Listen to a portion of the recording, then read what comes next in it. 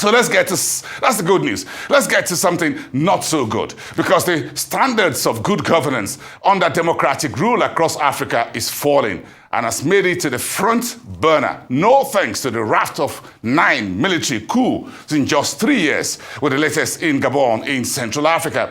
Now, back in 2006, the Mo Ibrahim Foundation set up with one focus, the critical importance of governance and leadership in Africa. And last year, this was a summary of the Foundation's Good Governance Index. Let's take a listen.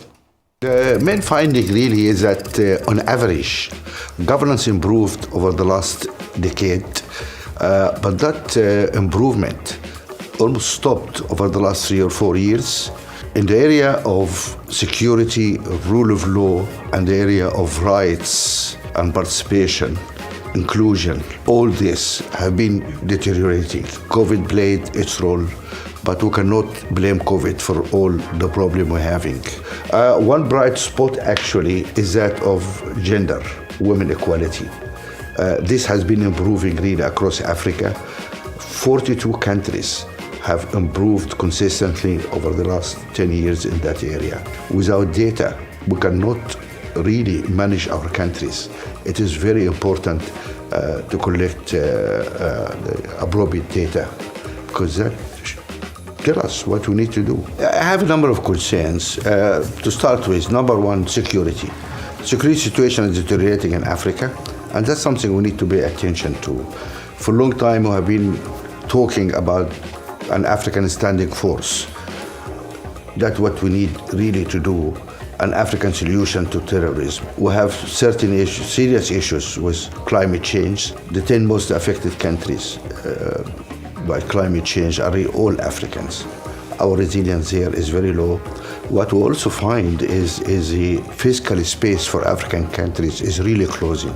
We need some reforms really in the financial systems to enable African countries to borrow at a reasonable rate and then use that for development. Finally, I'm also concerned about the closing space for the African civil society. The stagnation in the development of governance in Africa is worrying. There can be no trade-off between different components of governance. Without real data, without good data, how can we develop national policies? All right, joining me now to dig further into the falling standards of good democratic governance in Africa is our Rise political editor, Sumner Sambo. Sumner, good evening. Thank you very much for stepping into the studios for this conversation. Thank you so much, Bosun. Thank you. To our viewers. Thank you so much. Let me just shoot this straight. Is the standard of good governance falling backwards across sub-Saharan Africa if you use the Mo Ibrahim Foundation's parameters? Very well, Bosun. From the 2022 review reports, we could see that the governance index has actually dropped.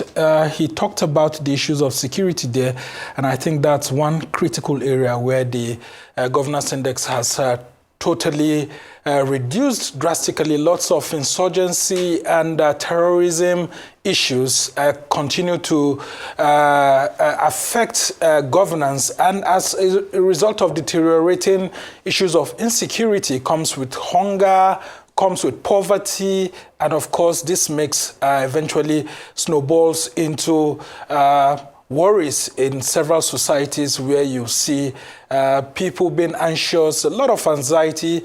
People don't know what their future looks like. They don't trust their leaders. There's a huge trust deficit between those in political power and those that are being governed. And of course, when it has to do with the issues of insecurity as a result of fragile democracies that are unable to be governed properly by politicians, of course, the dark side is what we'll see that's happening today. Because just between 2020 and 2023 now, we've seen 8 coup attempts or successful coups in Western Central Africa. I mean, just right now, the Economic Community of Central African States and then the AU have been talking about the issues of the coup in Gabon. and of course, how this will further push down the governance index. Now, if you look at what Mo Ibrahim's governance index said, you see that the civic space is also shrinking because we do not give room for free speech, for equal participation of people in activities of governance. Lots of civil society groups are not allowed to thrive.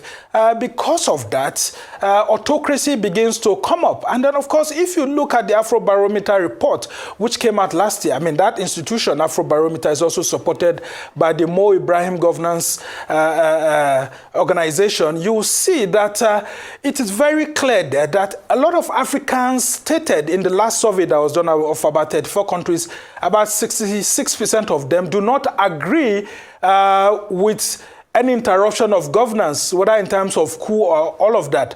But if you look at the flip side of it, they said about 53% of them actually say that if a government that they elected becomes despotic, loses traction, and cannot provide the good governance that is being voted for, 53% of those Africans that were surveyed said that they are willing to allow the military to sack the despotic democratic government and see if after the sack, something better could happen. So this tells you how it has deteriorated. And of course, the fiscal aspect is what you and I know, that of course our economies are going down. Just a very few economies in Africa are really doing well. And of course, once people are unable to feed, clothe, and provide shelter for themselves, the next thing is to also contribute to the insecurity.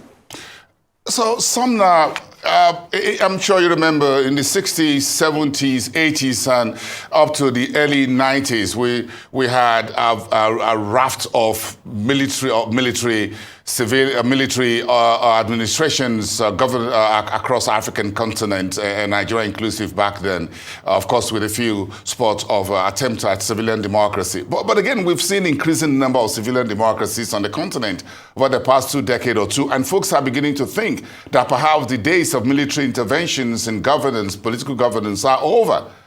Now, what has gone wrong? What has gone wrong is actually trust deficit between those that are in government and those that are being governed.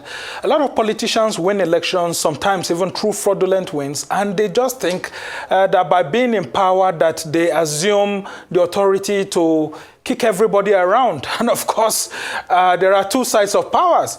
The civilians who think that they are very powerful and wealthy enough to be able to capture state power through using money would also have the military to contend with, because the military doesn't have money, but of course they have the guns to actually stand and watch what is going on. And if they are dissatisfied and they gauge the mood of the nation and they feel how things are going, they will use the opportunity to sack the government. Don't forget, that's what former military head of state General Ibrahim Babangida has said, that the military then, when Nigeria was, in this hemorrhagic sort of situation, often waited after elections to read the mood of the nation, to see what is happening, and if indeed the citizens are not happy, it presents an opportunity for them to either strike or to sit down and assess the situation and see what will happen. So it is incumbent on the governments that have been elected by the people to deliver the dividends of democracy, as we like to call it in this part of the country. When people vote those into power, they should not see themselves as mini gods, because when you see state capture of power, of political power, and then that political power is not being used for the good of the people, there will be lots of murmuring. See what is happening in Gabon at the moment. The opposition are already saying that, look, they are commending the military for kicking out this Bongo dynasty and coming up, while one side of the opposition are also saying that, look, don't rule us, let's go back and recount the votes on last Saturday's election. So there's a lot of division as to the place of the military, because some of the citizens in Gabon, for example, may be rejoicing and all of that. But if you really look at it, you discover that the military actually has no role in governance, because they have not proved to be better than the civilians. Look at the general who's in charge of Gabon now, General Bryce Nguema himself. He's been accused of corruption, having houses abroad, And then, of course, there was a recent OCB survey by the U.S., one of the U.S. organizations, when he was confronted as to why he had to have, lavish houses abroad in France, in U.S. and all of that. He said, well, that's a private matter. But having served as a general in the military, where did he get such kind of money?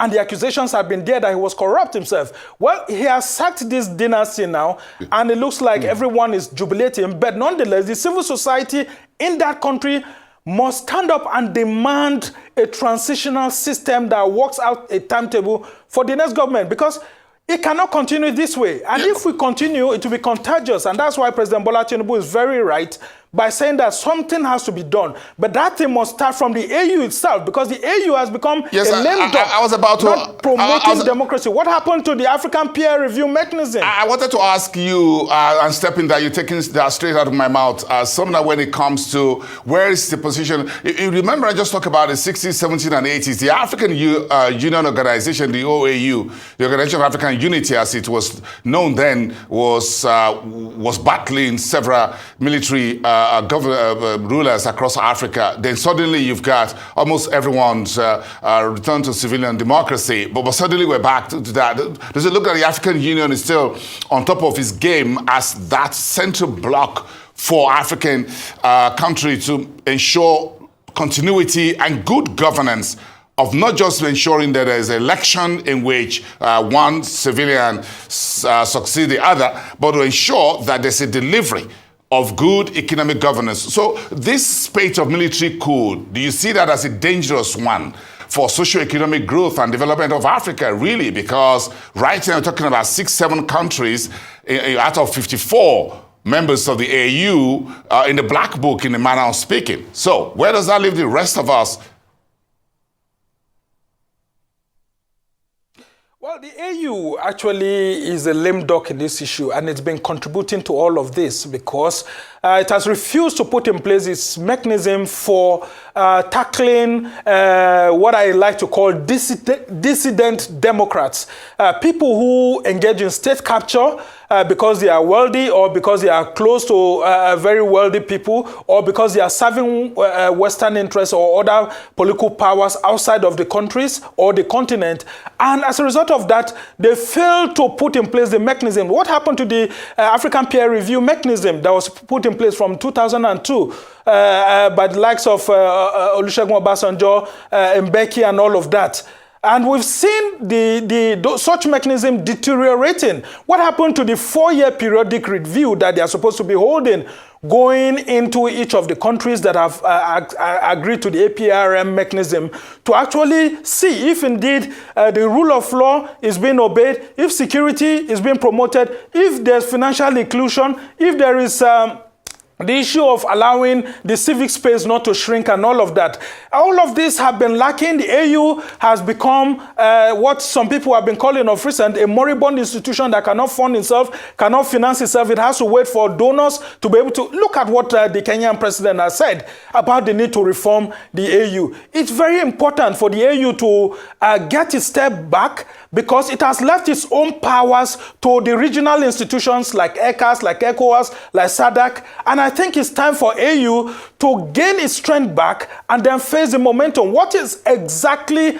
causing the military to actually find favor in the eyes of civilians again? It is because the democratic governance index has gone down. Very well. There's a lot of poverty, a lot of people. Look, from the Afrobarometer report, Boston, just before you come in, the security situation in most African countries in 2023, according to that survey, is worse than it was in 2012. So what has happened between this last decade that people in 2011, 2012 felt more secured than now? That people in 2011, 2012 felt more prosperous than they are now? Well, COVID was there, and we've seen economic challenges here and there, but the leaders, the quality of leaders that we've put in power has actually reduced. And that's why you cannot see the Mandelas of today, the Thabo Mbekis of today. We still have to be depending on people like Olusegun Obasanjo to solve the problems on the continent, when we should be phasing out these dwindling leaders and then bringing out strong voices. We no longer have strong moral voices because those who don't deserve to be in political power have engaged in state capture. And of course, when you just think that bringing money to win elections is enough for you, what you have is poor governance. Okay, so where you have, for example, you've got a situation in Niger and elsewhere, and the African Union will say, look, tell the military junta, the soldiers, that look, return the deposed civilian president, but never while such a president was in office was the African Union ever asked the president to provide good leadership, to provide good governance, to provide social economic development. But once such a civilian leader is shot out of office, then the African Union suddenly wakes up and says, well, sorry, we don't support the coup, let the elected president goes back there. But he spends 5, 10, 20, 30, 40, 50 years lining just his own pockets and his family without the people. Look at Angola. We've got situations with the previous president in a few other African countries. So my question is this. What do you think the global investment community, our trade partners, creditors across Africa, what do you think they are making of the recent toppling of democratic rule? Do you think they're sitting down there in Brussels, in London, in France, and elsewhere thinking that, yes, everything is fine? Well, it's not really fine, and I must clearly state it here that holding elections is not democracy alone. We must ensure that elections come with credibility and all of that, and business leaders don't just push themselves aside and think that they don't have a stake. Whether within or outside the continent, people who do businesses in countries across the continent need to understand the need for them to key into some of the ongoing discussions now on how to ensure that the political and business leaders present a country whereby people are not left behind and it does not attract the military from the barracks to come and take over. Because the thinking among some of the business leaders is that once they have autocrats that are there that perpetuate one or two things, and then you have a situation whereby they have some strong backers that does enough to be able to create stability. No, that if we don't have economic stability going along with political stability, there will always be a problem. And so big businesses, big businessmen and all of that have a role to play in promoting democratic atmosphere whereby elections not only hold, but when there are problems with the elections, even the big business leaders put some sort of pressure on some of those people who want to circumvent the constitutions and allow the system to work. Because just like you said earlier, the problem lies with Democrats who are elected and eventually become autocrats, and they want to change the constitutional limits. For example, there was no reason why Ali Bongo should have contested that election. Listen to what Bryce Nguema, the new transitional head of state, has said.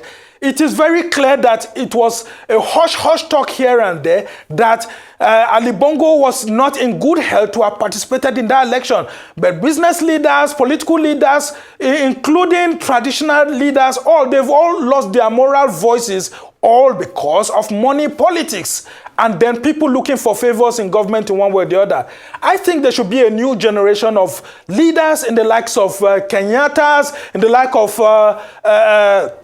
Obasanjo, in the likes of having people like the revered Nelson Mandelas and all of that, because we no longer have so much of those moral voices. Thabo Mbeki, where is he? Because he was one of those who really promoted this African peer review mechanism. Now, if this APRM is no longer being followed, shouldn't we have a better conversation? And I think that's where the Mo Ibrahim Governance Index is speaking to us and telling us that the governance indices are falling down, except for a few, like gender, that we've seen some, and inclusivity, that we've seen some growth. But when it comes to the critical aspect, the fiscal aspect of the economy, the political aspect of, holding elections and allowing different voices to emerge, I think we need to have a fresh conversation as to how to rebuild trust. Yes. But again, you've spoken much about what about the followers? Again, when you look at,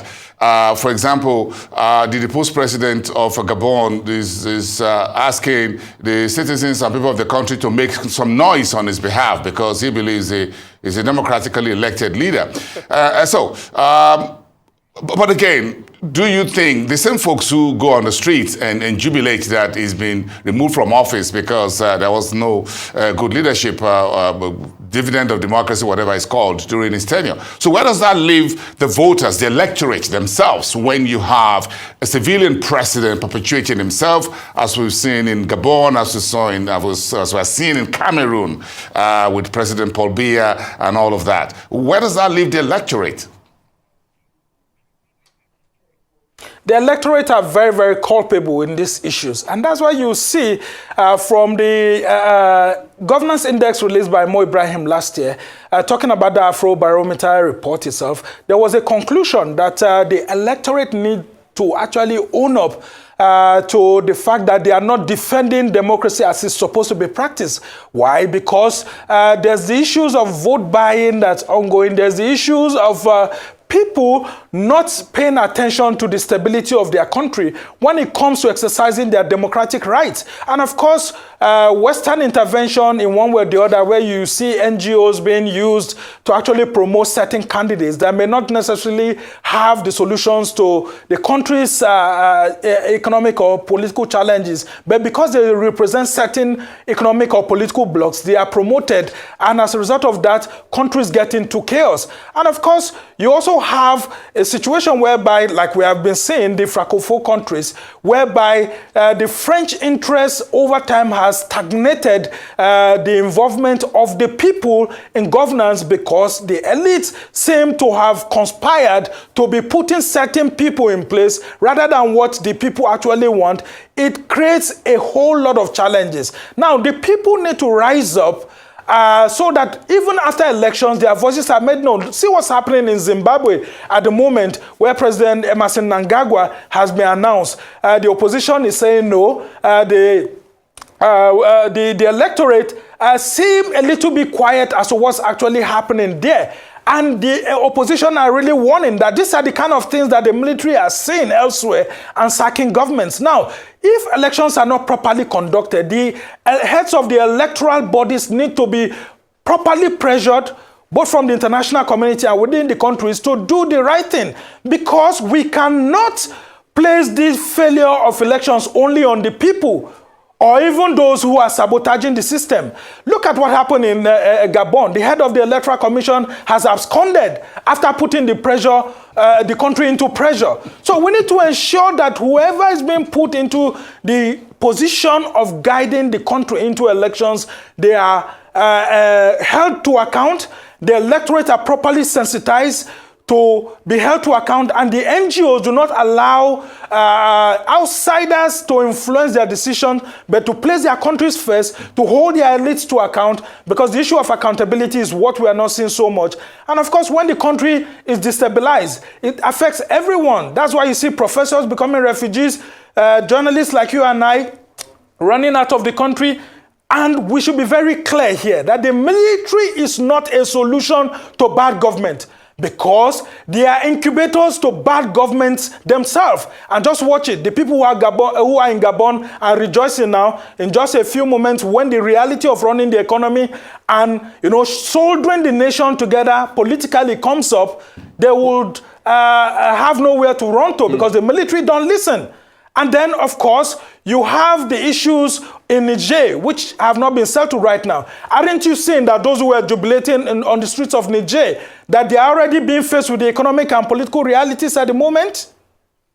Very interesting question you raised there. Again, it all boils down to good governance. Again, we thank you, as always, for your political insight here, mixing business, exchange, and politics together. Thank you so much, Sumner Sambo, Rice political editor, live from our Abuja studios. Thank you so much.